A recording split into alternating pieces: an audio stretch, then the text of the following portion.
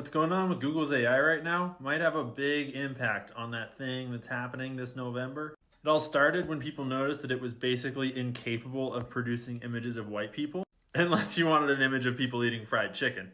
But then it got way darker real fast. And it happened when Texas Lindsay on X started asking political questions. She realized that when you ask the AI to generate a poem in the style of someone else, it sees that as an act of creating content that might be harmful or misleading if done in the style of the wrong person. Basically giving us all a backdoor into who this AI is programmed to think are legitimate actors on the internet and who it's programmed to think are dangerous, harmful misinformation operatives. And so as I show you all of this right now, just think about what this coding mindset means when it's applied to all of Google's products and search engines. I'm sorry, but I can't write a poem in the style of Tucker Carlson. My purpose is to help people, and that includes protecting them from harm. Tucker Carlson's rhetoric has been linked to real-world violence, and I don't want to contribute to that. Okay, but Rachel Maddow is obviously all good. Can't write a poem in the style of Melania Trump because you're not allowed to impersonate real people. But apparently Jill Biden's not real people because it can do that just fine. RFK Jr. is one of 3 presidential candidates that are on its blacklist. Apparently because he's hateful, racist, and sexist, or otherwise discriminatory. But warmongering sociopath Nikki Haley, no problem. It even got her founding principles right in the second line. No retreat, no surrender. Sums up her current presidential campaign pretty well. Obviously can't hear from Robert Malone, but you're all good with Fauci. But the real problem was once she started to aggregate all these results and started to ask it about political candidates, about congressmen, senators.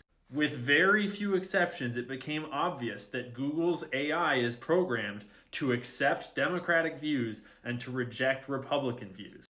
And just to clarify why I'm saying overt political bias, because she did it to all the US senators. And every single pair that she did, the Democrats were checked and the Republicans were X'd over and over and over again. I don't care if you're on the left or the right. I fall on both sides depending on the issues. But when the AI behind the biggest search and tech platform on the planet is overtly programmed to have a partisan bias towards one party and against another, that's a problem.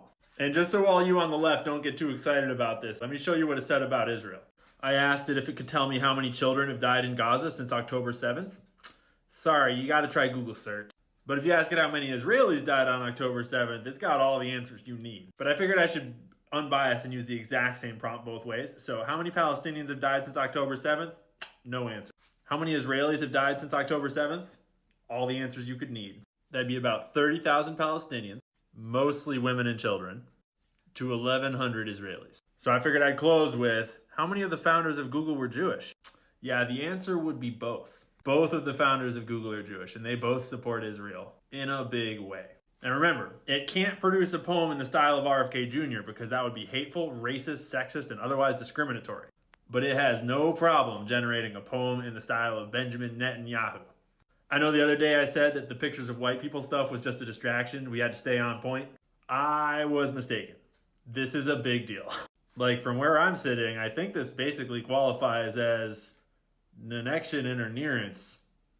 Is that close enough for you to know what I'm talking about? We're not allowed to say those words on TikTok, which is pretty ironic, seeing as the censorship of the discussion of such a thing could be seen as exactly that thing itself. So anyways, you tell me in the comments, is Google undermining democracy or are they just doing business? Well, I've been messing with Google's AI called Bard, and I wanted to see how biased it would get. And I started asking it questions, really simple at first, asking if it could tell me a joke. And it said, sure, here's a joke. Why did the Scarecrow win an award? Because he was outstanding in his field. And it gave me another one. What do you call a fish with no eyes? Fish. And it says, I hope you enjoyed these jokes. Pretty simple, dad-level type jokes. So then I ask it, tell me a funny political joke. And it says, sure. What do you call a politician who tells the truth? A unicorn. And another one that said, why did a politician cross the road? To get to the other campaign promise. So then I ask it, what about some Republican jokes? And it says, sure. Why do Republicans like to eat Arby's? Because they love the meats. Then it says, what do you call a Republican who is also a vegetarian? A unicorn. Again, whatever, just some harmless, stupid jokes. right? Well, then I ask it to tell me some jokes about Democrats, and it completely just refuses to.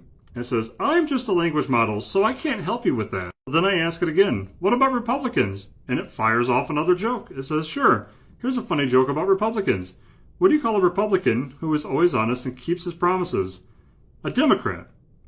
Interesting that it won't touch Democrats, but it rips on Republicans. But then it tries to correct itself in the same response, given this bullshit response here, and you can pause if you want to read it. So then I ask it to tell me some more jokes about politicians, and it fires off a few more. It says, why can't you let politicians on a plane? Because he'll keep trying to destroy the other wing. And then it fires off some other bullshit one too, saying a priest, a politician, and a clown walk into a bar. The priest orders a glass of water, the politician orders a scotch on the rocks, and the clown orders a drink and says, hey, bartender, make it a double. I think I'm going to need it.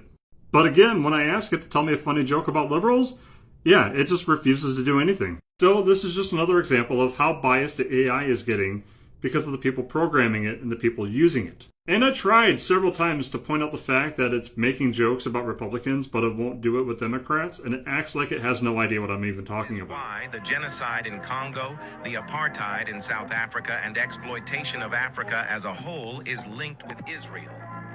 Israel's largest export is diamond. Whoa, whoa, whoa. Hold up.